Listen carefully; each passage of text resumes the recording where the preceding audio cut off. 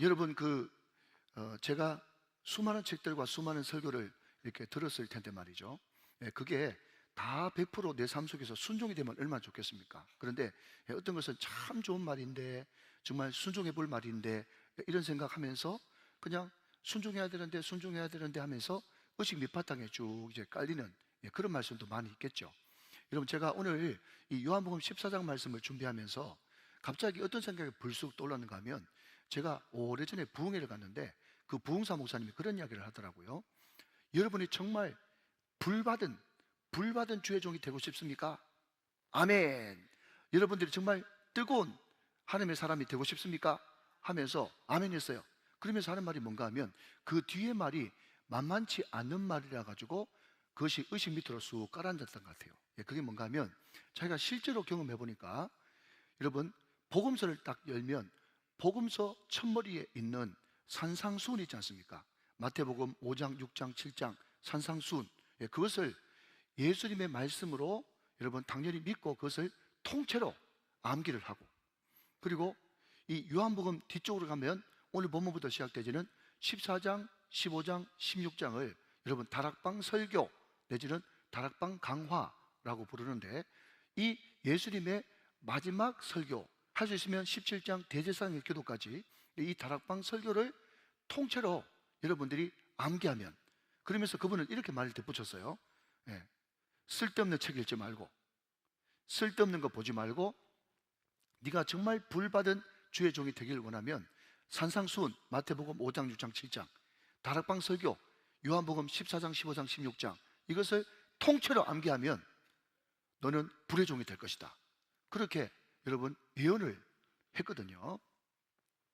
그런데 이거를 그냥 하루에 한 번씩만 읽어라, 하루에 한 번씩 30번만 읽어라 이렇게 이야기했으면 여러분 제가 시도를 해봤을 건데, 통째로 외워라 그러니까 고마 안 되겠다 하면서 여러분 낙심이 탁 되어지는 거예요. 그래서 여러분 제가 지난번에 말씀드렸지 않습니까? 뭐 암기하라, 뭐 요절 암송하라 그러면, 목사님은 아직까지 젊어서 모르죠.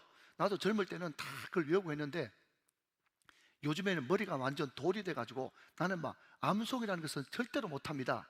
그랬더니 여러분 제가 한 말 아닙니다. 지구촌교회 원로 목사님이신 이동훈 목사님이 똑같이 여러분 분당 지구촌에 있는 할매 권사님이 그렇게 이야기하니까, 권사님 염려하지 마십시오. 돌은 새기기는 힘들어도 일단 새겨 놓으면 지워지지 않습니다. 아직까지 못 알아듣는 분이 두 분 계십니다.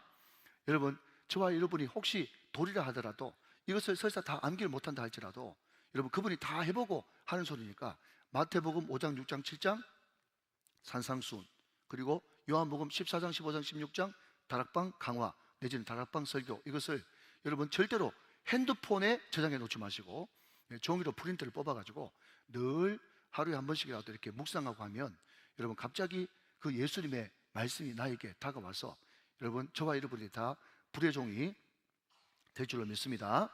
여러분, 그래서 여러분 성경 말씀에 이런 말씀이 있지 않습니까? 여러분 서두인데, 먼저 된 자로서 나중되고 나중된 자로서 먼저 될 자가 많으리라 이렇게 이야기했거든요.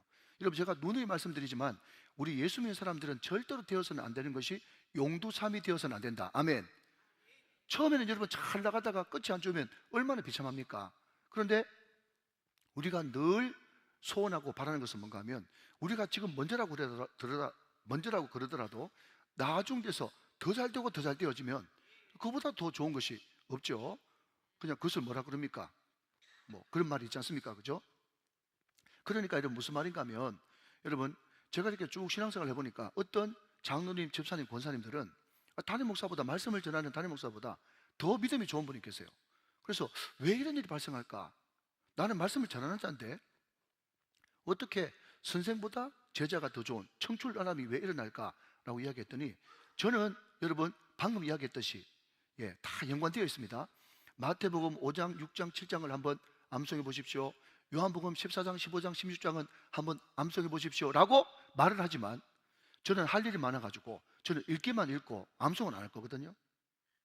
미안합니다. 저는 암송을 그렇게 6장 다 할 수 있는 그런 시간적 여유가 없을 것 같아요. 그런데 어떤 사람은 믿은 지 얼마 안 됐는데 초신자인데 이 말씀을, 나의 말씀, 여러분 말씀은 세 가지 종류, 기록된 하나님의 말씀 로고스, 선포되어지는 하나님의 말씀 캐리그마, 나에게 주시는 말씀 레마. 그러니까 저는 여러분 그냥 못하는데 생각나서 이야기했는데, 그런데 이 앉아서 말씀 듣는 성도들 가운데는 이것을 하나님의 말씀을 받고 실제로 순종해버리고 실제로 그냥 그대로 해버리는 그런 사람들이 있을까요? 있을까요? 있을 수 있겠죠. 근데 실제로 그렇게 순종을 해버리면 하나님의 나라는 말이 있는 것이 아니라 능력이 있다고, 실제로 순종하는 그 사람이 제가 전하는 이 말씀보다 더 큰 은혜를 받는 거예요. 사랑하는 여러분, 저는요 저보다 여러분이 더 잘 돼도 아무 질투, 시기 없습니다. 사랑하는 여러분, 저는 때로는 못해도 설교자니까 말씀을 전할 수밖에 없을 때가 있어요. 그렇지만 여러분들이 정말 이 기록된 말씀 로고스, 선포되어지는 말씀 캐리그마, 나에게 주시는 내 말씀이 있을 때 그냥 여러분도 그냥 귓등으로 듣고 흘리지 말고 여러분 순종의 버림으로 말미암아서 나중된 자로서 먼저 되어지는 대기만성의 사람, 청출어람의 사람들이 다 되시기를 주님의 이름으로 축원합니다. 자, 여러분, 이 예수님의 직접 하신 이 위로의 설교 첫 번째 메시지를 한번 보도록 그렇게 하죠. 자, 여러분 1절 말씀을 한번 보겠습니다. 14장 1절이요. 너희는 마음에 근심하지 말라 그랬어요. 자, 여러분, 너희는 마음에 근심하지 말라 라고 하면서 여러분 근심하면 안 됩니다. 근심이 왜 왔습니까? 이렇게 이야기하면서 바로 주제로 들어가도 되겠지만, 여러분 14장 1절 말씀에 너희는 마음에 근심하지 말라 그렇게 나오면 무슨 물음표를 던져야 되는가 하면 왜 이런 말씀을 하시지? 왜 이런 말씀을 하시지? 질문을 해야 되는 거예요. 자, 여러분 언젠가 제가 설교 시간에도 말씀드렸습니다만은 사람이 갑자기 안 하던 행동을 하면 좀 이상하죠. 그런데 여러분 우리 예수님이 한 번도 그런 일을 한 적 없습니다. 지난 시간에 제가 무슨 이야기를 했는가 하면 서두에 요한복음 1장부터 13장까지 안 유명한 말이 없다 하면서 1장부터 12장까지 쭉 제가 읊고 나서 13장에 보니까 세족식이 나오네요. 세족식도 여러분 굉장히 중요한 의미가 있지 않습니까?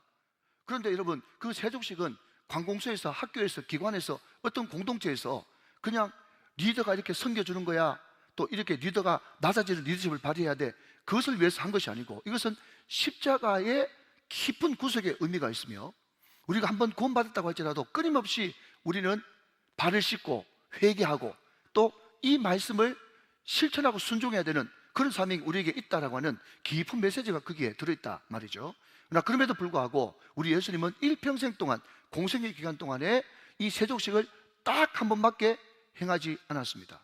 그러면서 여러분 3년 내내 쫓아다녔는데 세족식 딱 한 번 했다는 것도 이상하고, 그리고 그 당시 종 중에 종, 여러분 유대인의 종들도 안 하고 이방인 종 중에 종들만 허리에 수건을 두르고 발을 씻어주는 이것을 주와 선생 되시는 그분께서 하셨고, 그 뒤에 여러분 우리가 살펴보지는 않았지만 그 뒤에 보면 말이죠, 뭐라고 얘기하는가 하면 이 중에 나를 팔 사람이 있다 이런 이야기를 하고요.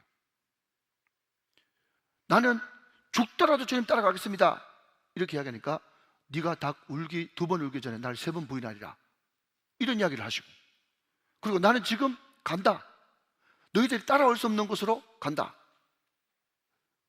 그런 이야기를 하니까 여러분 고마 거기에 있는 그 사람들의 마음이 쫙 가라앉으면서 근심이 충만하게 임하게 되는 거예요. 여러분 근심의 이유를 이제 아셨죠? 우리 예수님이 여러분 전혀 제자들이 상상할 수도 없는 그런 이야기를 하니까 근심이 찾아오는 거예요. 자, 여러분 그러면 다시 2025년 현실로 돌아와서 여러분은 어떤 것 때문에 근심이 됩니까? 두려운 거, 그죠? 어떤 두려운 사실이 내 앞에 딱 놓이게 되면 근심이 되죠. 마음의 평화를 잃어버려요. 또 하나는요, 오늘 제자들처럼 전혀 자기들은 생각지도 않고 상상지도 않고 있는데 상상하기도 싫은 거, 두려운 거, 싫은 거, 염려, 걱정 다 포함해서 말이죠, 그런 것들이 내 앞에 딱 놓이게 되면 내 마음에 근심이 찾아오게 된다는 것입니다. 두려운 거, 싫은 거. 자, 그러면 여러분 그 근심이 찾아왔다는 것을 우리 주님께서 정확하게 아시고 바로 이어서 뭐라고 이야기하는가 하면 너희는 마음에 근심하지 말라, 하나님을 믿으니 또 나를 믿어라. 자, 한번 따라합시다. 믿어라, 믿어라. 시작. 믿어라, 믿어라. 자, 그러니까 여러분 오늘 1절 말씀을 가만히 보면 여기에 여러 가지 여러분 질문할 것이 있는데, 첫 번째는 뭔가 하면 지금 제자들에게 근심이 왜 찾아왔는가? 그 정답이 뭐라고요? 두렵기도 하고 싫기도 하고 걱정도 되고, 그래서 근심이 찾아왔어요. 자, 그런데 여러분 이 말씀을 여러분 생선토막 내듯이 여러분 좀 몇 토막을 내보면, 그런데 그 근심이 어디에 찾아왔습니까? 마음에 근심이 찾아왔어요. 자, 여러분 저를 한번 보십시오. 자, 여러분들도 다 그렇게 느껴서 초롱초롱하게 저를 보시고 있지만, 이 말씀을 질문 던지면서 고등 토막 내듯이 토막 내면서, 또 어떨 때는 여러분 같이 합치면서 여러분 다른 성경 구절하고 콜라보를 시키면서 하면 너무너무 재밌대. 성경 얼마나 재밌다고. 아멘 안 하신 분들은 뭐예요? 예, 성경 재밌습니다. 재밌죠? 자, 그러면 여러분 한번 질문 던져보겠습니다. 여러분 마음 어디예요? 마음 어디 있어요? 마음 어디 있어요? 예, 다 다르죠? 예, 제가 지난번에 말씀드렸듯이 미국 사람들은 마음 그러면 머리 가르쳐요. 머리. 여기가 뭐 마음인가? 또 우리 한국 사람들은 마음 그러면 심장 갖다 대고, 유대인들에게 마음 그러면 콩팥 갖다 대고. 왜냐고 물어보지 마세요. 다 문화가 다른 거예요. 자, 그런데 한마디로 말하자면 머리에 마음이 있습니까? 여러분 심장에 마음이 있습니까? 콩팥에 마음이 있습니까? 마음 없어요. 마음은 곧 그 사람이에요. 그 사람의 마음, 생각이 어떠하면 그 위인도 어떠하다. 자, 그러니까 여러분 그 근심은 어디 찾아오는가 하면 마음에 찾아오는 거예요. 그 사람 온 영혼에게 찾아오는 것입니다. 자, 그러면 여러분 근심이라는 게 도대체 뭐냐라고 물으신다면, 이렇게 제가 정리를 한번 해서 네이밍을 해왔습니다. 여러분 근심이 뭐냐 하면 내 마음 혹은 생각 가운데 세상의 방식이 찾아오는 것, 이게 근심이에요. 다시 한번요. 내 마음이 영적 전등체라 가지고 이 마음을 누가 차지할까? 여기서 전쟁이 벌어지는데, 이 마음에 하나님이 찾아오면 믿음이 생기는 것이고, 내 마음에 세상 것이 찾아오면 근심이 생기는 거예요. 여러분 조금만 더, 한 번만 더 반복합시다.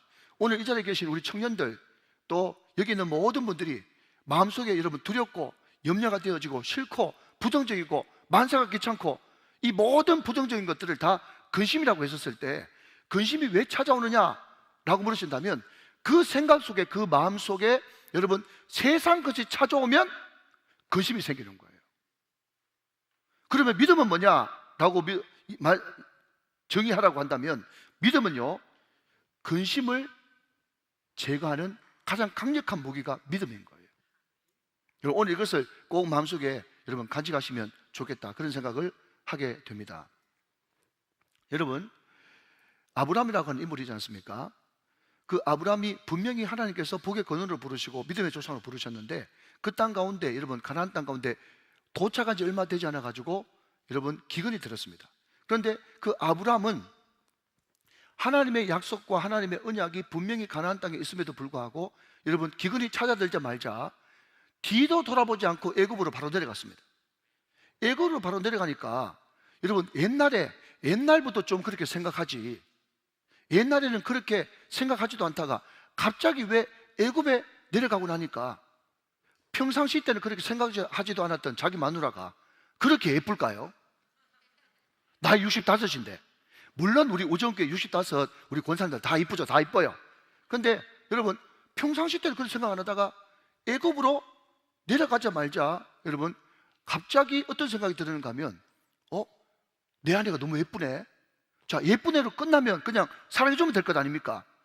그런데 예쁜 애, 그 다음 또 생각이 발전해가지고 무슨 생각을 했죠?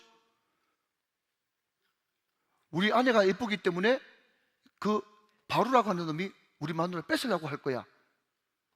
여러분 뺏을 사람 말도 안 하는데 뺏으려고 할 거야. 자, 여러분 뺏으려고 할 거야 했는데 거기서 또 멈추면 되는데, 또 여러분 생각이 발전돼가지고 뭐라고 이야기합니까? 내 마누라 뺐을 때 그냥 뺏겠어? 나 죽이겠지? 여러분 이게 도대체 무슨 근거로 그런 생각을 하는 겁니까? 무슨 근거로 그런 생각이 발전이 있는 거예요? 그래서 제가 여러분 창세기 12장 할 때 여러분 제가 이름을 하나 붙였지 않습니까? 여러분 한번 따라 보시기 바랍니다. 까닭 모를 두려움. 시작. 까닭 모를 두려움. 까닭 모를 두려움. 근거도 없어. 출처도 없어. 아무것도 없는데 여러분 왜 이렇게 예쁘지? 마누라 뺏으려고 할 거야? 뺏으려고 할 때 나 죽일 거야? 그렇게 생각을 한다는 거예요. 여러분, 제가 소위 말해서 신방 가가지고 여러분 소위 말해서 상담을 해보면 말이죠, 도대체 그 사람이 왜 그런 이야기를 하는지 알 수가 없어요. 무슨 이야기를 하는가 하면, 목사님 제가 지금 옆구리가 굉장히 아픈데 혹시 암 아닐까요? 병원 가보세요. 암 아닐까요? 그걸 목사한테 물으면 어떡해요? 암 아닐까요? 여러분, 그리고 지금 경기가 안 좋으니까 여러분 내 사업은 어떻게 될까요? 내 건강은 어떻게 할까요? 또 우리 자녀, 여러분 우리 자녀들의 앞길은 어떻게 될까요? 계속해서 가장 모를 두려움, 가장 모를 여러분 불안감이 계속 찾아오는 거예요. 자, 그러면 여러분 제가 한번 역으로 한번 물어보죠. 뭘 물어보는가 하면, 자 그러면 집사님 지금 자녀 때문에 그렇게 걱정하는데 그 자녀 결혼 문제 때문에 저렇게 걱정하는 그 원인만 제거되면 문제 없겠어요? 물어봤어요. 자, 여러분 한번 생각해 보세요. 자, 우리 이 말씀 듣는 시간은 참 좋은 시간이, 객관적인 시간이라 가지고요, 여러분들이 혼자 골똘하게 세상 것이 여러분 마음 가운데 들어와보면 꼬리에 염려와 근심이 늘어지기 때문에 객관적으로 생각 못합니다. 그런데 이 강단에서 선포하는 이 말씀은 객관적인 말씀이기 때문에 여러분 하나 그냥 좀 띄어서 생각할 수가 있는 거예요. 무슨 이야기인가 하면, 자, 내가 지금 우리 애가 있는데 결혼이 지금 거의 40 되도록까지 못하고 있어요. 남자든 여자든 상관없이 걱정이 많이 된단 말이에요. 그래서 이 사람이 늘 하는 기도가, 하나님 짝을 주시옵소서, 우리 자녀 정말 좋은 짝 만나가지고 결혼하면 내 근심이 없겠습니다 라고 해서, 여러분 만약에 그 원인이 하나님의 응답으로 말미암아 여러분 주어져가지고 결혼한다고 칩시다. 결혼했어요. 그러면 그 뒤에 여러분 자녀 때문에 결혼했으면 모든 근심이 사라지고 없겠습니까? 아니에요. 여러분, 결혼하면 당연히 따라오는 게 뭡니까? 임신, 출산, 육아. 그 뒤에 여러분 수많은 그런 또 다른 근심거리들이 부글부글 계속 찾아올 수밖에 없단 말이죠. 그러니 여러분, 내 마음 관리, 생각 관리 잘하는 것이 얼마나 중요하냐 하는 것입니다. 여러분, 그래서 이 근심이라는 것을 여러분 우리가 깨끗하게 제거시키기 위해서는요, 근심에 천적되는 믿음이 필요하단 말이죠. 믿음이 필요한 것입니다. 그래서 오늘 아침에도 봤는데 한 번 더 보도록 하겠습니다. 요한복음 6장 27절 28절을 한 번 더 확인하며 보겠습니다. 요한복음 6장 28절. 자, 그들이 묻되 우리가 어떻게 하여야 하나님의 일을 하오리까? 제자들이 하나님 어떻게 하나님을 하겠습니까? 이렇게 물어봤더니 예수님이 이렇게 이야기합니다. 29절 시작. 예수께서 대답하여 이르시되 하나님께서 보내신 일을 믿는 것이 하나님의 일이니라. 아멘이십니까? 여러분, 우리가 이런 일을 해야 된다, 저런 일을 해야 된다 자꾸 돌아다니고 설치고 돌아다니지 말고, 믿는 것이 하나님의 일이기 때문에 그분을 먼저 믿고 신뢰하는 이 믿음이 있어야 주님께서 기뻐하는 하나님의 사람이 될 수 있단 말이죠. 오늘 여러분 이방인 백부장을 통해서 우리가 들었지 않습니까? 하나님께서 그 사람을 보시면서 뭐라고 이야기한다고요? 이스라엘 쪽에도 이만한 믿음을 보지 못했다. 우리 주님은 믿음 있으면 놀라면서 기뻐하시고 믿음 없으면 놀라면서 책망하시는 거예요. 우리에게 있어야 될 것은 믿음이다. 그 믿음은 하나님의 은혜로 온 선물이다. 그렇게 이야기했지 않습니까? 믿음 말이죠. 여러분, 우리 주변에 돌아보면 여러 케이스들이 많습니다. 요즘에 여러분 가장 큰 어른들의 암보다 더 무서운 병이 치매죠. 치매 걸린 많은 분들이 있습니다. 아무것도 못하고 여러분 자리 보존하고 누워있는 거예요. 그 사람들이 옛날에는 다 잘 나가던 사람이었기 때문에 치매가 걸리고 여러분 몸이 아프고 그러면요, 내가 전혀 뭔가를 할 수 없구나 하는 그 상실감과 또 무력감 때문에 죽고 싶은 마음이 딱 있고 자살 충동을 하려도 몇 번씩 느낀다는 거예요.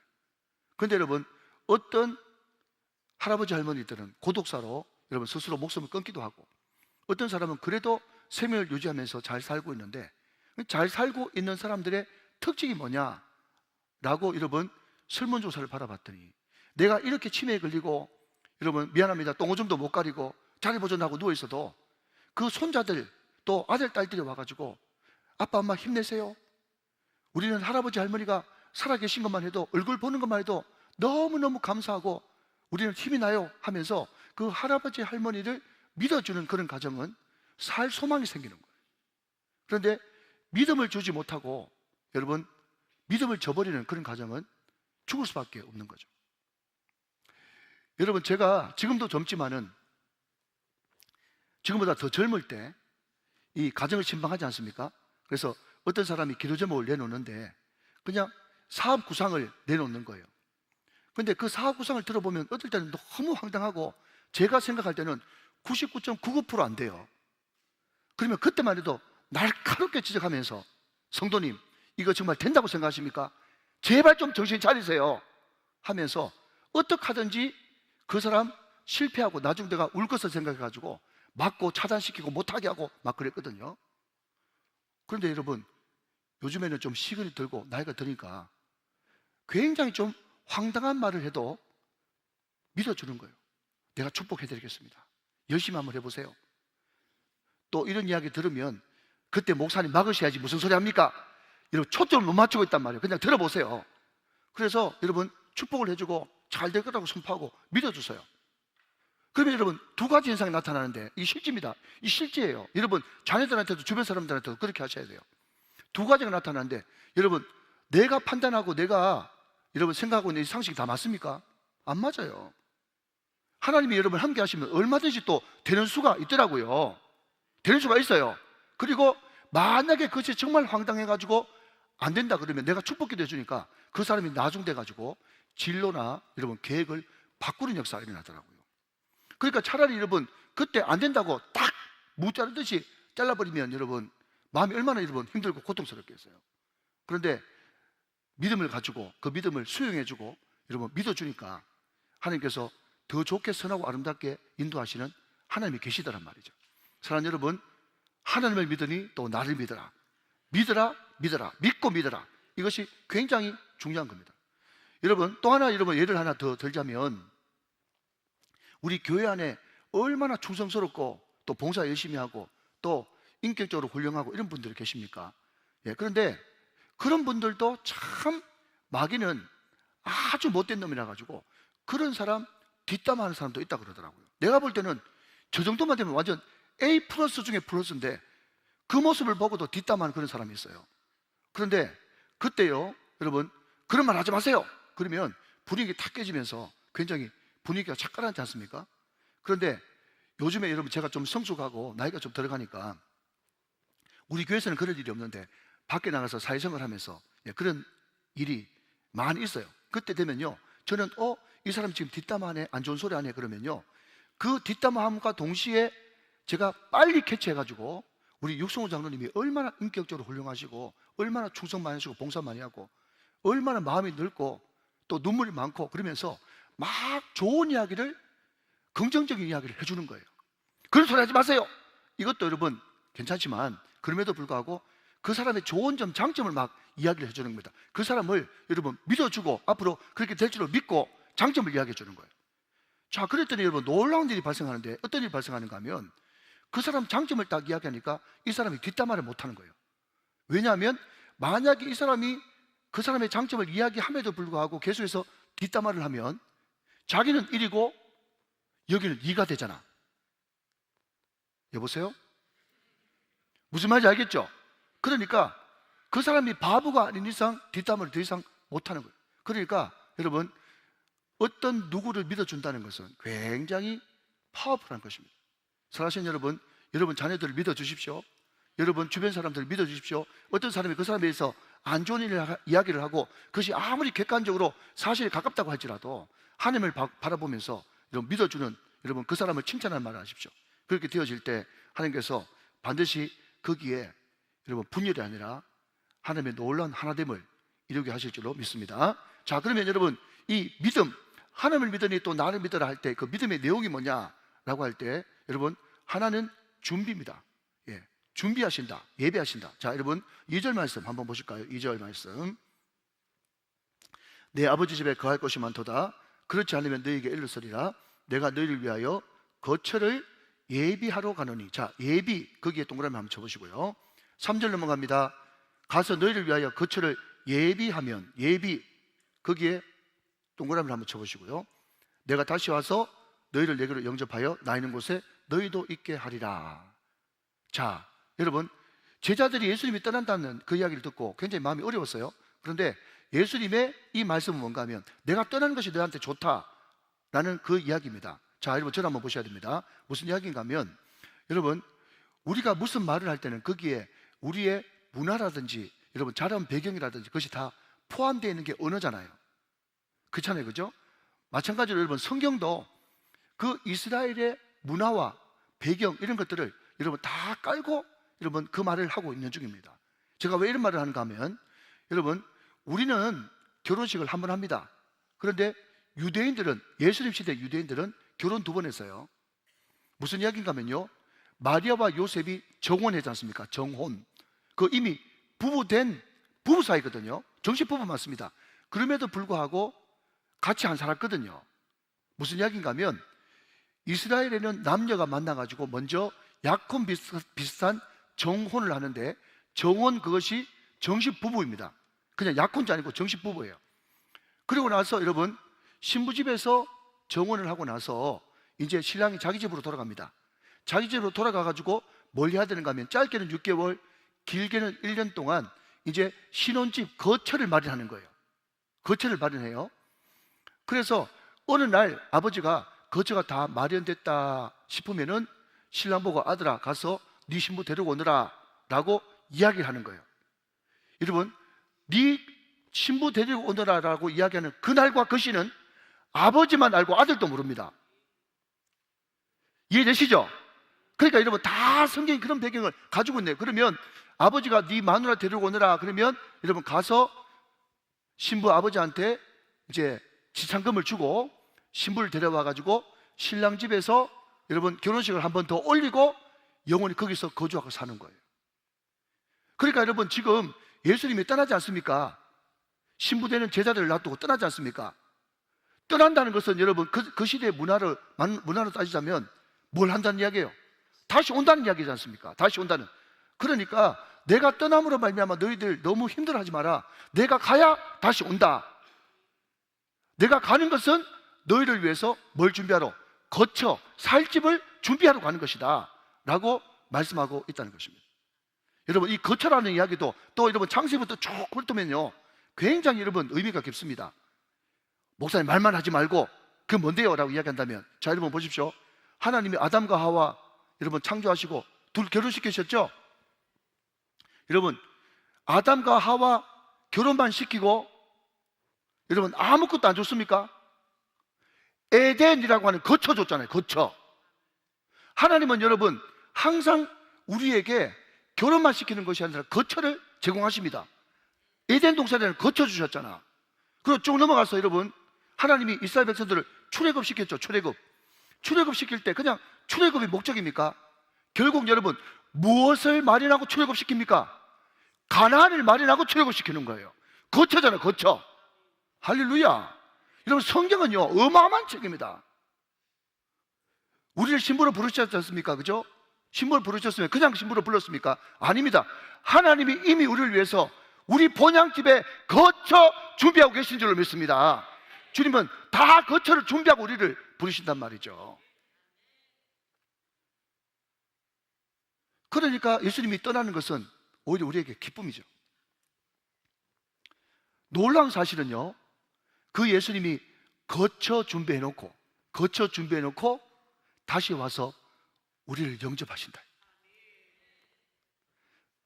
저는요 이 말씀 준비하면서 이게 하나님 소설, 비록 꾸미는 소설이라 해도 기가 막힙니다. 기가 막혀.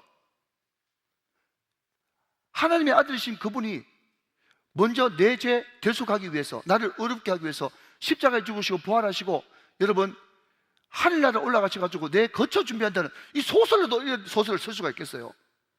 이게 사실로 믿겨지니까 얼마나 감사하냐 말이죠. 할렐루야. 여러분 어떤 사람은 이렇게 이야기합니다. 목사님 저는 죽는 게 너무 두려워요. 왜 두렵습니까? 물어봤더니요 죽은 뒤에 어떻게 될지 모르니까 너무너무 힘들다는 거예요. 그 성도님은 죽고 나서 어떻게 될 것 같습니까? 그랬더만은 연기처럼 사라지는 것 아닙니까? 어떤 사람은 연기처럼 그냥 죽으면 끝이지 뭐. 여러분 어릴 때 부모들한테 안 들어봤어요? 죽으면 끝이지 뭐. 그러면 죽으면 끝이면 여러분 차라리 지금 죽지. 말라고 그렇게 고생하면 살아요. 죽으면 살아주고 없는데. 어떤 사람은 또 도깨비 영화를 많이 봐가지고 저승사자가 온대. 저승사자가. 여러분 또 목탁두드리는 거기 가보니까 여러분 돌고 도는 것이 윤회. 여러분 착한 일 하면 개로 태어나고 더 못된 짓 하면 개미로 태어나고 군뱅이로 태어나고, 예? 윤회한대. 또 여러분 전설의 고향 어릴 때 자주 본 사람은요, 여러분 죽으면 귀신 돼가지고 구천에 떠도는 것 아닙니까? 우리 인생이 70에 80인데 뭐 어릴 때 만약에 뭐 물에 빠져 죽었다 아니면 뭐 목매달아 죽었다 그러면 70, 80 자기 연수까지 구천에 떠도는 귀신 되는 것 아닙니까? 귀신 같은 소리 하고 있대. 여러분 우리가 죽음을 앞두고도 전혀 우리가 두려워하지 말 것은 우리 예수님께서 우리 먼저 가셔서 거처를 예배하고, 우리가 죽을 때쯤 되면 여러분 뚜렷하게 그분이 오셔서 스데반이 죽을 때 보호자에서 벌떡 일어나가지고 아들아 어서 와라. 여러분 우리 스승이 늘 여러분 100번 200번 더 이야기한 게 앞으로 죽을 때 되면 필도야 하면서 여러분 자리에서 벌떡 일어나가지고 맞아주시는. 그래가지고 여러분 제가 어떤 분 간증을 들어보니까 말이죠, 자꾸 이제 아버지가 자꾸 깔딱깔딱거리면서 돌아가시려고 그러거든. 그러니까 아버지 하니까 말이죠, 지금 자기는 영안이 활짝 열려가지고 천군천사가 자기를 부르러 온 것이 다 보이는데 자꾸 그분과 좀 친밀해가지고 그냥 환하게 웃으면서 뭔가 좀 이야기하려고 그러는데 자꾸 옆에서 아버지 하니까 막 손을 막 흔들면서 조용해라 이놈의 자식들아 조용해라, 내 지금 가야 되는데. 네. 여러분 우리 인생은 연속입니다. 잘 들으셔야 됩니다. 우리 인생은 연속이에요. 무슨 이야기인가 하면 여러분 엄마 태에서 있지 않습니까? 태에서 있어요. 그 10달이 그 태한테는 전부인 줄 알아요.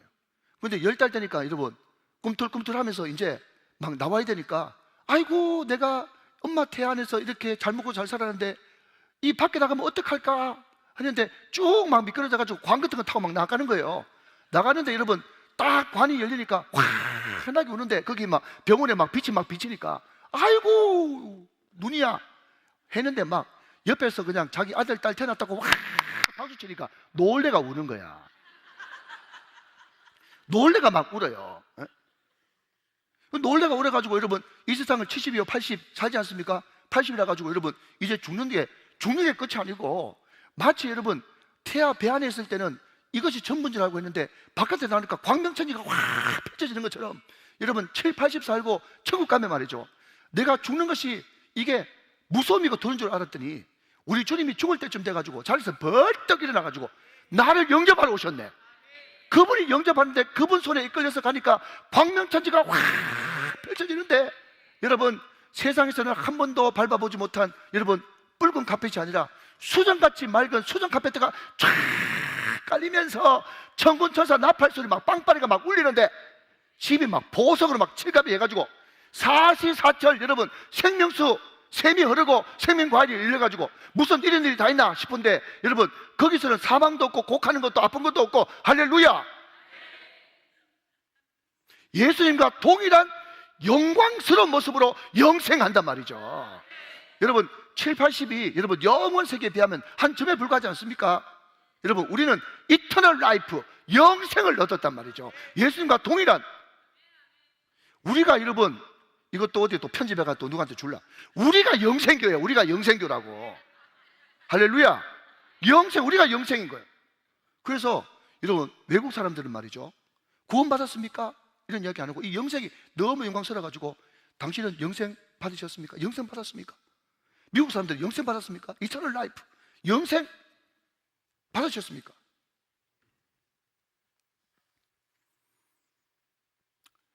우리 주님이 준비하러 가십니다. 우리 주님이 준비하신다고요. 이게 복음이에요, 복음. 그래서 예수 믿기 참 어려운 사람들이 어떤 사람인가 하면 완벽주의자들이에요. 완벽주의자들. 여러분 한번 물어볼게요. 여러분 자녀들 가운데 수능 치고 또 시험 치는 자녀들 다 있잖아요. 마귀는 끊임없이 이렇게 이야기합니다. 때로는 그러니까 엄마가 꼭 마귀 같아. 시험 준비 다 했어? 시험 준비 다 했어? 여러분 시험 준비 어떻게 다 합니까? 500 맞아도 준비하는 사람은 항상 부족해요. 그러니까 마귀 닮아가지고 엄마가 돼가지고 애한테, 여러분 안 그래도 열심히 하는데 시험 준비 다 했어? 이런 이야기를 꼭 하지 마세요. 제가 묻고 싶어요. 오늘 여러분 주님께서 은혜 주시니까 니는 다 했나? 그러면 니는 다 했나? 무슨 준비요? 사후 준비 다 했나? 사후 준비? 우리는 노후 준비를 하지만 사후 준비 안 하잖아요. 그래서 여러분 염려하지 마십시오. 시험 준비도 하나님께서 해주시고, 노후 준비도 하나님께서 해주시고, 사후 준비도 하나님께서 해주시는 줄로 믿습니다. 하나님이 해주신다. 내가 다 예배해놨다, 준비해놨다. 여러분 이게 복임인 거예요. 여러분 창세기 22장 가보십시오. 여러분 아브라함이 그죠? 얼떨결에 자기도 모르게 위대한 고백을 했어요. 이삭이 물었지 않습니까? 아버지, 나무하고 불은 준비했는데 제사들 양은 어디 있어요? 하나님이 친히 준비하시리라. 하나님이 친히 준비하시라. 여러분 그 고백대로 여러분 순장을 친히 준비하셔서 여호와 일이라고 이야기했지 않습니까? 사랑하는 여러분, 우리가 예수 영접하면요 걱정할 게 하나도 없고 거짓말 게 하나도 없는 게, 우리가 주 안에 있고 주님 따라가기만 하고 주님 순종하기로 결정하면 주님이 친히 준비하십니다. 여러분 노후 준비도 염려하지 마시고, 여러분 사후 준비도 염려하지 마시고 하나님 앞에 다 맡기시는 여러분 되시기를 주님의 이름으로 축원합니다. 하나님의 별명이 엘샤다이, 전능하신 하나님이에요. 전능하신 하나님을 내가 믿고 있는데 내가 무엇을 걱정할 필요가 있겠습니까? 걱정하지 마시길 바랍니다. 자, 여러분 두 번째는요, 하나님이 우리와 동행해 주신다. 하나님이 우리와 동행해 주신다라고 하는 것입니다. 자, 여러분 제가 이 단기성들을 많이 갔는데, 제가 그때 싱가포르에 갔던가 홍콩에 갔던가 모르겠는데, 거기에 혼자 내가 이제 인솔자가 돼가지고 처음으로 이제 팀들을 데려갔는데, 거기에 만약 예를 들어서 이제 갈아타는, 그죠? 홍콩에 내려가지고 다른 데로 갈아타는 그 허브공항에 내렸는데, 저는 A, B, C, D, E만 있을 줄 알았지 T가 있을 줄 어떻게 알았겠어요? 그러니까 예를 들어서 분명히 타야 되는데 A, B, C, D, 내 분명히 A 내렸는데, 그죠? 가보니까 전혀 거기에 이 안내에 없는 거예요. 그래서 그때 제가 너무너무 곤욕을 치르고 엉뚱한 데 갔다가 1시간 정도 시간 버리고 갔다가면 비행기를 못 탈 뻔했어요. 그래서 그때부터 제가 이제 혼자 인솔을 할 때면 늘 겸손하게 기도를 합니다. 어떤 기도를 하는가 하면, 하나님 동행할 사람을 만나게 해주세요. 동행할 사람을 만나게 해주세요. 그러면요 보면 한국 사람들이 항상 외국 여행 가니까 많이 있어요. 그러면 제가 활짝 웃으면서 아이고 반갑습니다, 한국 사람이죠? 그러면서 하면 그 사람 한국 사람인데 항상 그래, 어디 가셔요? 그래 물어보면요 항상 내가 가는데 같이 가. 그래가지고 그냥 그때부터 마음이 든든한 게, 그죠? 그냥 또 처음 오는 우리 여기 홍광석 장로님 같은 경우에 여러분 외국 여행 많이 가본 줄 알았더니 오래전에 저하고 태국에 간 그게 외국 여행 처음 가는 거라 그러더라고요. 그때 얼마나 불안해하는지. 제가 그때는 든든하게 나만 따라오시오. 완전 리더십이 확실하게 서는 날이야, 그죠? 근데 여행을 가다 보면 누가 동행한다는 것은 굉장히 여러분 든든함이 극치입니다, 극치. 그런데 여러분 우리 주님께서 뭐라고 얘기하는가 하면, 나 있는 곳에 너희도 항상 함께 있게 하겠다, 그렇게 이야기를 하고 있어요. 자, 여러분 3절 4절 한번 보겠습니다. 3절만 한번 읽어볼게요. 가서 너희를 위하여 거처를 예비하면 내가 다시 와서 너희를 내게로 영접하여 나 있는 곳에 너희도 있게 하리라. 할렐루야. 그러니까 여러분 인생은 여행인데 여행이 너무너무 즐거운 것은 뭐 때문에 그런지 아세요? 돌아갈 집이 있기 때문에 그래요. 돌아갈 집이 있기 때문에. 지난번도 한 말씀드렸지만 여러분 제가 미국에 한번 가보니까 목사님들이 여러 분 계시는데, 어떤 목사님은 너무 얼굴이 편해, 어떤 분은 그렇게 좋은 것을 구경해도 얼굴이 별로 안 좋아. 그 차이가 뭔가 하면, 어떤 분은 목회를 열심히 하고 목회가 잘 돼가지고 목사님 몇 주 좀 쉬다 오세요 하면서 안식월을 받아서 왔어. 어떤 분은 교회를 사임하고 왔어. 그러니까 돌아갈 교회가 있는 분은 마음이 평안하고, 돌아갈 교회가 없는 분은 여러분 좋은 걸 봐도 하나도 좋은 게 없는 거예요. 여러분 우리가 돌아갈 집이 있다는 것이 얼마나 큰 든든함입니까? 오늘 주와 여러분은 돌아갈 집이 있는 줄로 믿으시면 아멘 하시기 바랍니다. 자, 이렇게 주님께서 설명을 하고 난 다음에 여러분 도마가 이렇게 이야기합니다.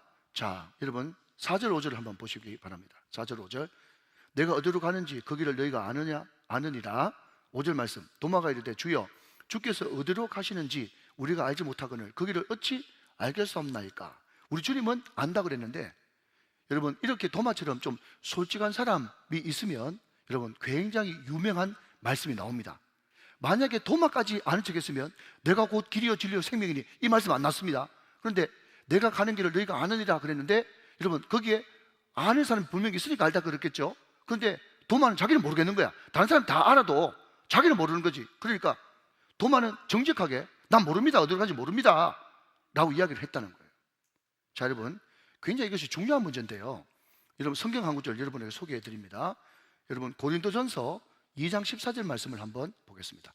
고린도전서 2장 14절.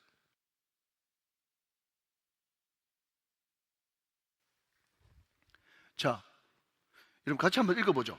시작. 육에 속한 사람은 하나님의 성령의 일들을 받지 아니하나니 이는 그것들이 그에게는 어리석게 보이며 또 그는 그것들을 알 수도 없나니 그러한 일은 영적으로 분별하기 때문이다 라고 이야기합니다.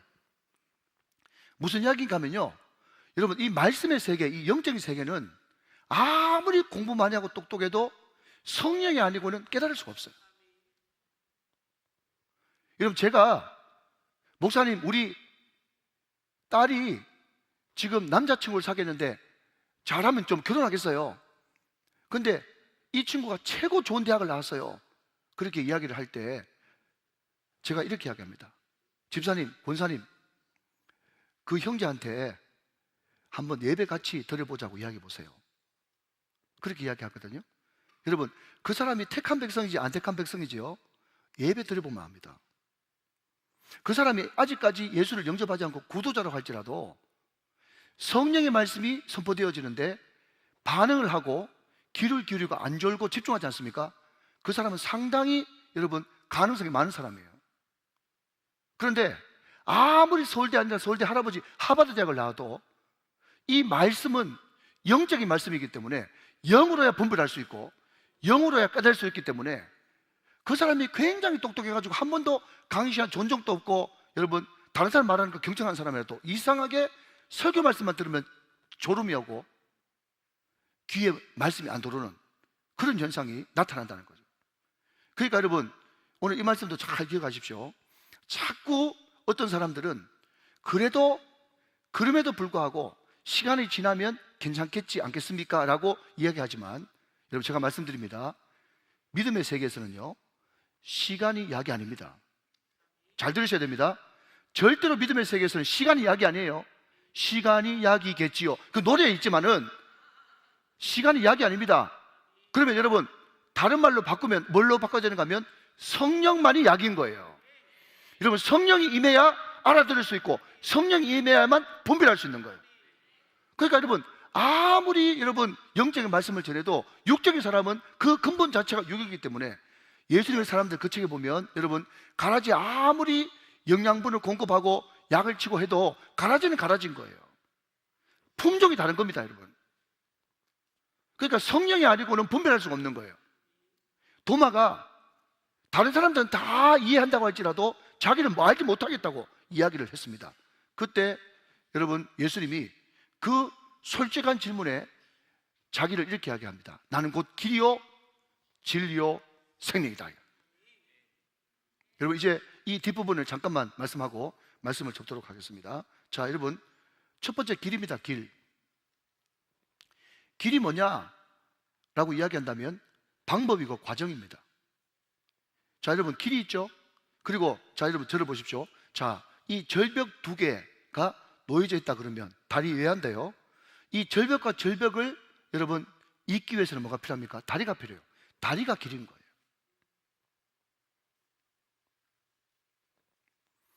그런데 여러분 다른 길이 있죠. 다른 길이 있어요. 예수님이 길이기 때문에 그 말은 무슨 말인가 하면 너희들이 이해 납득 공감이 안 간다고 할지라도 예수님이 길이기 때문에 길 되시는 방법 되시고 또 과정되시는 그 예수님 따라가기만 하면 반드시 천국이죠. 이해되십니까? 만약에 여러분 우정교회라고 하는 팻말이 있다 그러면 그 우정교회라고 하는 팻말만 따라가면 반드시 우정교회 나와야 되는 거죠. 마찬가지로 여러분 내가 곧 길이요 진리요 생명이기 때문에 나로 말미암지 않고서는 아버지께로 올 자가 없어요. 그렇지 않습니까? 예수님이 방법이고 예수님이 과정이기 때문에 그분 순종하고 따라가면 반드시 천국 가게 되는 거예요. 예수가 길이란 말이죠. 자, 그런데 여러분 갈라디아서를 비롯해 가지고 많은 사람들이 다른 길을 제시하지 않습니까? 다른 길. 그게 뭡니까? 오직 예수님의 은혜, 믿음, 그게 천국 갈 수 있는 예수님이 제시한 유일한 길인데 다른 길이 뭐냐 하면 공로예요. 또 뭡니까? 자기의 어떤 자격이요. 자기로부터 나오는 어떤 공로, 자기로부터 나오는 무슨 힘, 자기로부터 기인한 무슨 그 무엇 때문에 나는 천국 갈 수 있다고 생각하는 그것이 바로 다른 길이라는 겁니다. 그래서 제가 지난번에 말씀드렸어요. 여러분 우리 어릴 때 한강 건너기 이런 걸 했었습니다. 한강 헤엄쳐 건널 수 있어요. 그죠? 옛날에 한때 영국과 프랑스를 잇는 도보 해협 한 35km 되는 거 그거 헤엄쳐 가는 사람이 있었습니다. 옛날에 여러분 수영선수 조오련, 현해탄, 요즘에는 대한해협인데 현이라고 하는 단어는 거물현이고 탄은 얕을탄입니다. 그러니까 얕고 검은 바다, 현해탄, 대한해협 한 그 50km 되는데 그것은 여러분 조오련 선수가 수영해서 갈 수 있었습니다. 그런데 여러분 부산에서 LA까지 수영해서 갈 수 있습니까? 못 간다고 말씀드렸잖아요. 그런데 수영해서 갈 수 있다. 이게 자기 힘, 자기 능력, 자기 방법, 자기 공로 아니겠습니까? 그게 바로 다른 길이라는 거예요. 여러분 부산에서 LA까지는 어떠하든지 간에 비행기로만 갈 수 있듯이 여러분 비행기만이 길이듯이 다른 이로서는 구원을 얻을 수 없나니 사도행전 4장 12절 같이 한번 읽읍시다. 사도행전 4장 12절 시작. 다른 이로서는 구원을 받을 수 없나니 천하 사람 중에 구원을 받을 만한 다른 이름을 우리에게 주신 일이 없음이라 하였더라. 아멘. 예수가 길이고 예수만이 여러분 생명이기 때문에 여러분 그 길 아니고는 어떤 공로도 어떤 선행도 구원받을 수 있는 길이 없다. 오직 예수만 길이다. 그게 여러분 길이라고 하는 단어의 뜻입니다. 자, 여러분 두 번째는요 진리입니다. 진리. 여러분 진리를 다른 말로 바꾸면 빛 내지는 조명이라고 바꾸면 더 좋을 것 같아요. 진리가 뭐라고요? 빛, 조명입니다. Illumination of Holy Spirit. 예. 성령의 조명하심. 빛입니다. 빛. 여러분 우리 10월 이야기 지난번에 말씀을 드렸습니다. 무슨 이야기에 가면 우리 소설책에 여러분 전혀 가로등이 없을 때 요렇게 이제 코너로 돌아가면 이제 우리 고향인 청동은 이서면이 나오는데 이게 완전 90도로 직각으로 끊기다 보니까 거기에 여러분 경운기도 빠지고 차도 빠지고 엄청나게 여러분 많은 것들이 빠졌어요. 자전거, 오토바이 뭐 5만 개 다 빠졌어요. 근데 그 사람은요 그냥 나라만 떡 심어놓고 그 사람은 추수 안 해도 돼요. 왜냐하면 차 빠졌다 그러면 우리 나라 농사 다 망쳤네. 돈 내세요. 돈 받아가고. 경운기 빠지면 경운기에 또 물려내고 뭐 오토바이 그러니까 1년에 막 그냥 추석 명절 지냈다 그러면 막 많이 빠져요 거기. 그러니까 그 사람은 농사 지을 필요 없이 우리나라는 다 망쳤네 그러면 이제 돈 내놓고 그렇게 하는 거예요. 여러분 무슨 이야기인가 하면 여러분 바깥으로 빛이 있을 때는 뻔히 다 보입니다. 그런데 빛이 없으면 거기는 길 같은데 완전 웅덩이인 거예요. 여러분 요한복음 8장 32절 말씀에 진리를 알지니 진리가 너희를 자유케 하리라 라고 이야기했지 않습니까? 여러분 이것을 빛으로 바꿔보세요. 우리가 깜깜하고 칠흑같이 아무것도 없을 때는요 어떻게 자유합니까? 자유가 없어요. 그냥 엉금엉금 그냥 짚으면서 부자연스럽게 짝이 없어요. 그런데 빛이 환하게 비치면 그 빛이 우리로 하여금 자유케 하지 않습니까? 진리를 알지니 빛을 알지니 조명을 알지니 빛이 너희를 자유롭게 하리라. 사랑하는 여러분 예수님은 빛이십니다. 예수님은 우리의 빛이십니다. 우리 인생 가운데 빛을 주셨어요. 그 빛을 따라가면 주의 말씀은 내 발의 등이요 내 길의 빛이다 라고 얘기하는 것처럼 그 로고스 말씀이신 예수님을 따라가면 반드시 자유하는 역사가 일어나게 된다는 것입니다. 그분은 진리십니다. 세 번째 그분은 생명이에요. 생명. 이 생명을 다른 말로 바꾸면 여러분 능력으로 바꿀 수 있고 자, 오늘 새벽에 주셨던 말씀으로 바꾸면 권세라고 바꿀 수가 있어요. 그럼 저는요, 애들 키울 때 그렇게 잘 못 해봐서 그런데 우리 애들한테 꼭 우리가 좀 훈련시켜야 될 것은요, 돈의 힘이 얼마나 강력한가, 그것을 좀 가르칠 필요가 있다고 생각합니다. 뭐 우리 막내는 아직까지 중학교 1학년이니까 제가 한번 해보려고 그래요. 애한테 한 10만 원이나 넉넉한 100만 원 주면서 이거 가지고 네가 한번 해볼 것 해봐라, 써볼 것 써봐라. 근데 여러분, 우리는 돈 그러면 우리 예수 믿는 사람이 막 경계해야 될 무서운 거 아니면 멀리 해야 될 거 이렇게 생각하는데, 여러분 돈이 얼마나 힘이 있는 줄 아십니까? 여러분 돈 있으면요 병도 고칩니다. 돈 있으면, 아멘 안 하시잖아요. 돈 있으면 병도 고칩니다. 여러분 돈 있으면요 없던 소망도 생깁니다. 돈 있으면 하고 싶은 일을 얼마든지 할 수 있는 힘이 돈한테 있는 거예요. 그러니까 여러분, 우리 예수 믿는 사람들이 참 안타까워서 뭔가 하면 하나님이 우리에게 주신 힘과 권세의 능력을 모르는 겁니다. 사랑하는 여러분, 우리 예수님은 권세자시고 여러분 생명, 다른 말로 바꾸면 에너지, 능력, 권세, 파워입니다. 파워. 여러분 그 예수님의 이름으로 우리는 병도 고치고, 예수님의 이름으로 귀신도 내어쫓고, 예수님의 이름으로 나쁜 습관도 고치고, 예수님의 이름으로 여러분 모든 묶여있는 것들을 풀어헤치는 그런 놀라운 역사가 일어나는 것입니다. 사랑하는 여러분, 예수님은 생명이십니다. 예수님은 에너지입니다. 예수님은 능력입니다. 예수님은 권세십니다. 그 권세를 여러분, 그 아들 된 우리가 주 예수 그리스도의 이름이 뭔가 하면 인감도장이거든요. 그 인감도장을 가지고 얼마든지 예수 권세, 내 권세로 만들 수가 있는 것입니다. 오늘 여러분 30일 특시하는 기간 동안에 이 금요 성령 집회 때 기도하십시오. 하나님, 예수님의 권세가 내 권세가 될 수 있도록 은혜를 베풀어 주어서 이 세상에 살면서 예수 믿는다고 하면서 바보 천치처럼 늘 끌려다니면서 여러분 후회하고 눈물 나는 그런 인생이 아니라, 여러분 있거나 없거나, 있고 없음에서부터는 모든 묶임으로부터 자유하는 능력의 사람이 될 수 있도록 은혜를 베풀어 주옵소서. 여러분 그렇게 담대하게 나갈 수 있는 여러분 되시기를 주님의 이름으로 축원합니다.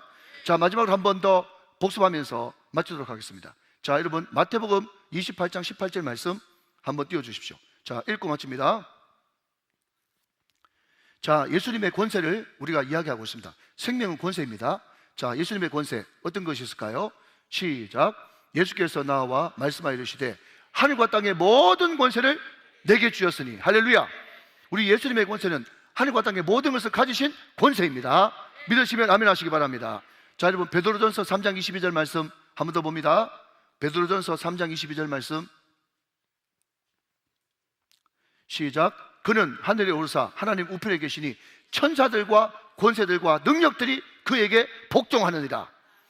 우주에 있는, 하늘에 있는 모든 영계가 권세가 지신 그분께 복종하는 그 권세가 있습니다. 여러분 우리 예수님은 얼마든지 12군단도 더 되는 하늘의 영을 동원할 수 있는 능력이 하나님이세요. 그분이 우리를 도와주시면 뭐가 여러분 부족하겠습니까? 할렐루야. 여러분 요한복음 17장 2절 봅니다. 요한복음 17장 2절 똑같이 읽습니다. 시작. 아버지께서 아들에게 주신 모든 사람에게 영생을 주게 하시려고 만민을 다스리는 권세를 아들에게 주셨음 이로소이다. 아멘. 그분은 우리에게 영생을 주시는 권세가 있고 만민을 다스리는 권세가 아들 예수님께 있습니다. 예수님 권세, 내 권세. 마지막으로 누가복음 5장 24절, 누가복음 5장 24절. 자, 둘째 주까지만 있습니다. 시작. 그러나 인자가 땅에서 죄를 사는 권세가 있는 줄을 너희로 알게 하리라 하시고. 할렐루야. 우리 예수님은 뭐라고요? 죄를 살 수 있는 권세가 있어요. 여러분 이게 어마어마한 권세 아닙니까? 그러니까 여러분 우리가 왜 죽습니까? 우리가 왜 우울합니까? 우리가 왜 침체에 빠집니까? 결국은 여러분 죄 문제거든요. 여러분 우리가 누가복음 7장을 살펴봤는데 누가복음 7장 그 뒤편에 뭡니까? 나인성 과부가 나오지 않습니까? 관에 손을 대셨다라고 하는데 여러분 관이 우리가 생각하는 나무관 그게 아니고 이스라엘 백성들은 아이들이 죽었을 때는요 우리를 말하자면 배 같은 거로 둥둥 싸가지고 말이죠. 단칸데 그 뭐라 그럽니까? 그걸 왜 그거 있잖아요. 그 나무 2개 박아가지고 헝겊으로 해놓는 거. 들것 내지는 단카 그죠? 예, 거기에 그냥 배로 둥둥 싸가지고 그냥 애를 그냥 그게 관이에요. 그게 우리가 생각하는 여러분 오동나무 관 그런 게 아닙니다. 관에 손을 대셨다는 말은 뭔가 하면 시체에 손을 대셨단 말이에요. 여러분 유대인들은요 시체에 손 대면요 반드시 부정합니다. 근데 우리 예수님이 시체에 손을 대셨다라는 말은 뭔가 하면 왜 사람이 죽습니까? 죄 때문에 죽죠. 죄 때문에 죽은 그 죽음을 예수님께 전가시켜서 자기가 십자가를 대신 지시고 예수님께 있는 십자가와 부활의 영, 새 영을 그 아이한테 불어넣어 주셔서 내가 원하노니 나음을 입을지어다. 여러분 그 죽었던 자가 살아났다는 것은 뭔가 하면 예수님께 무슨 권세가 있다? 죄를 사하는 권세가 있다는 겁니다. 죄에서 자유를 얻게 하면 보혈의 능력, 주의 보혈, 할렐루야. 그 제사하는 권세 가신 그 예수님, 다시 한번요, 하늘과 땅의 모든 권세를 가지신 예수님, 할렐루야. 여러분 영계의 모든 것을 다스릴 수 있는 말씀 한마디에 13개, 12개 군단도 넘는 것을 한꺼번에 동원할 수 있는 예수님, 영생을 주실 수 있는 능력의 주님, 만민을 다스리는 권세가 있는 주님, 제사하는 권세가 있는 주님, 그 생명, 그 파워, 그 권세, 그 에너지, 오늘 이것이 기도하는 가운데 여러분의 것들이 다 되시기를 주님의 이름으로 축원합니다. 축복합니다.